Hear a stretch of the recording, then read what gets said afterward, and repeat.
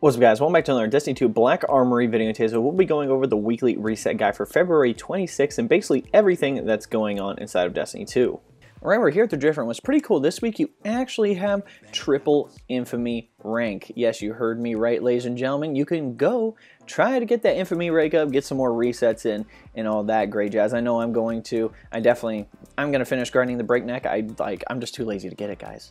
I just have way better weapons. I'm sorry. You can roast me all you want. But you can honestly do the daily and weekly challenges for Gambit to get powerful gear drops. But you can also do the on-the-grind bounty, earn points by defeating enemies, defeating guardians, and banking motes. This will also give you a powerful gear drop as well. Alright guys, we're here at Ada. Let's check out what weapon frame she has this week. So obviously you have to complete two, or I guess it doesn't matter, you can complete either or, but you complete Forging the Future, which is her weekly bounty. Just basically complete 2 forges, you'll get a ballistic log, and the other one you complete 7 daily bounties. I accidentally had it from last week and I just popped it, so kind of salty. I could have had another one to save up, but yeah, you can't save these up, by the way. You can save up to 5. So if you don't want any of these frames, you can wait till next week. So it looks like we have the bow frame, which you can forge at the Izanami Forge, the hand cannon frame, which can be forged at the Go Phantom Forge, and the auto rifle frame, which can be forged at the Blunder Forge, or you can forge any of these at the Baguzia Forge for the chance at the curated roll, which is pretty cool.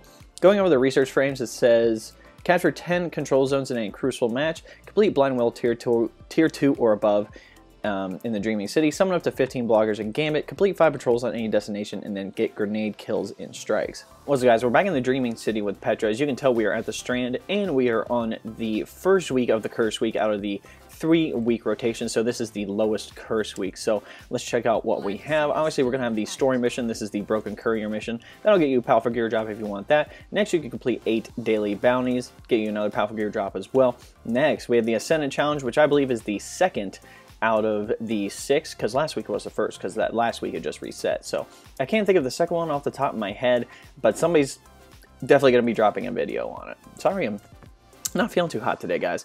Very sorry about that. Lastly, we have Gateway Between Worlds. Obviously, this is completing the Blind Well. If you want some more lore background, definitely try to get the Offering of the Oracle and then take it to the Oracle. I don't know if Sadia is going to be there. I don't know if that's changed or anything. All I know is Mara left with the Exo Stranger to go fight in the time and space continuum or some weird stuff. But I'm really excited to figure out what the heck's going on.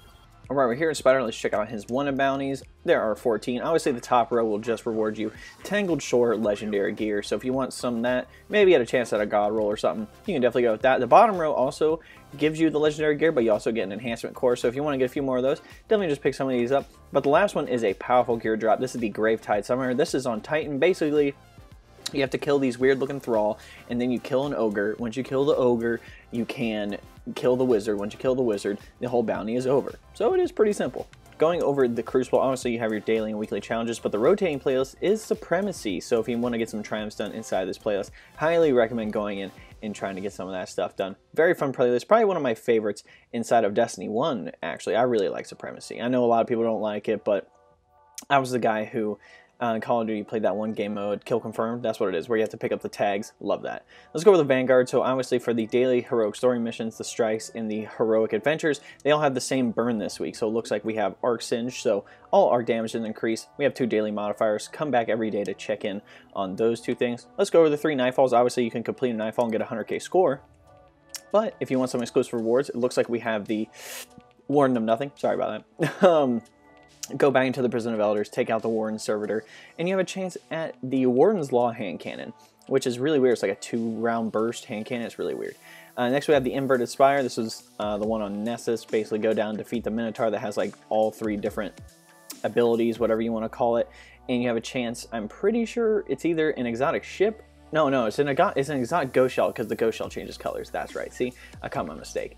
And lastly, we have Strange Terrain. Go down, defeat Nokris on Mars. This gives you the chance at the Braytech rocket launcher, which I know I still need. The flashpoint this time around is Mercury, so you can complete public events, you can do the heroic adventures, you can do the one lost sector that's here, and there's actually some people called Mercury defenders and Mercury like attackers or something like that, and you can kill those higher tier enemies, and those will actually count toward your flashpoint percentage for Brother Vance. You can obviously do Ikora's milestone down there. Just complete 20 bounties, you'll get a powerful gear drop. But let's go over Hawthorne and what she has. So obviously you can do her thing, basically just complete 5 daily bounties, get her powerful gear drop. But weekly bounty wise, we have complete a Nightfall Strike with Clanmates. I'm going to pick that up. Complete Blind Well tier 2 or tier 3 with Clanmates. That'll be pretty simple. Complete heroic adventures with clanmates. Just gotta do one of those. Those are the weekly ones. Going over the weekly bounties, we have the Strength of Memory challenge. This is the Riven challenge. If you can one phaser, you'll automatically get that one, which is pretty easy. And then you have the All for One and One for All. I don't know this challenge off the top of my head. I don't even know if I've done this one yet. But it is related to Scourge of the Past, and somebody has definitely dropped a video on it. So if you want some info, definitely just go to YouTube. Lastly, let's go over Eververse here and what she has. So there are two things. First up, we have the Prismatic Matrix, and then we have the Bright Dust purchases. So basically, if you want access to the Prismatic Matrix, oh, I have an engram. But if you want access to the Prismatic Matrix to be able to get some stuff, all you need to do is complete this high tier bounty over here. It says Rise to the Challenge. Complete any challenge anywhere in the system, and you'll be able to get the Prismatic Facet. But let's check out what we have inside the Prismatic Matrix, right? So this is a knockout list. So let's say this ship did not have a checkmark by it. Whenever I turned in my Prismatic Facet, I would automatically get the ship because everything else is out on the knockout list. So going over what she has, we have the 801's Lone Wolf exotic ship, the Kingmaker ornament for the Queen Breaker. Next we have the Forgotten Vortex and the Turbo Hammer ship, Path Followed Ghost Shell. We have another ship over here, the Ruby Slice. Then we have the Gravity Maestro Sparrow, Emote U. We have the Taken King Projection, which is a ghost projection, and then we have the Cheeky Celebration emote as well inside the Prismatic Matrix. Going over the Bright Dust purchases, looks like we have the Pyrrhic Victory exotic emote, the Overnight Dance emote, 2 Sparrows, the Pegasus Bravo and the Data Stream, 2 ships, Granite Burrow and the Mainsail Royale. Exotic Ghost Shell wise, we have Future Perfect Shell, pretty solid.